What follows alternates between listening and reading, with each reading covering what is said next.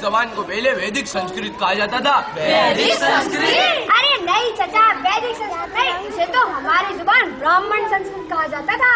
ये बेटा ब्राह्मण संस्कृत तो ये सब कहते हैं, पहले के दौर में इसे वैदिक संस्कृति कहा जाता था, समझी? हाँ समझ गई। और बेटा अब मैं तुम्हें सुनाऊंगा कि कैसे स्थान से स्थान बना और हिंदुस्तान से हिंदुस्तान बना।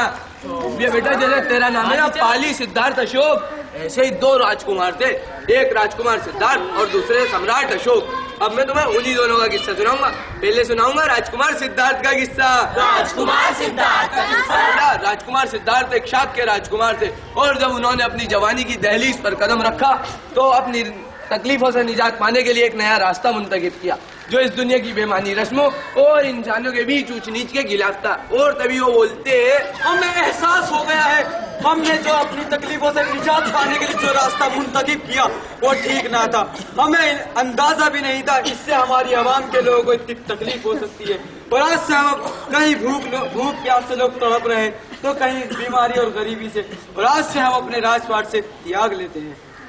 बुद्धं शरणं गच्छामि, बुद्धं शरणं गच्छामि। और फिर क्या था बेटा, राजकुमार सिद्धार्थ को बोध हो गया। चाचा ये बोध क्या होता है? ये बेटा बोध मतलब अपनी गलती का एहसास हो जाना, इसीलिए वो गौतम बुद्ध कहलाए जाने लगे। और वो बोलते हैं, हमारा ये पैगाम मुल्क से बाहर आवाम में पहुंचा दिया जाए। लेकिन महात्मा, हम आपका ये पैगाम देववाणी यानी संस्कृत, प्राकृत पाली या शौर सैनी किस जुबान में आवाम तक पहुंचाए? ये पैगाम आवाम के लिए तो लिहाजा इसे आवामी जुबान में ही पहुंचाया जाए। जी महात्मा, जो आज्ञा। आए तो बच्चे क्या क्या किस्से समझ में आए? अरे चाचा यही कि जब राजकुमार सिद्धार्थ को बोध हो गया था और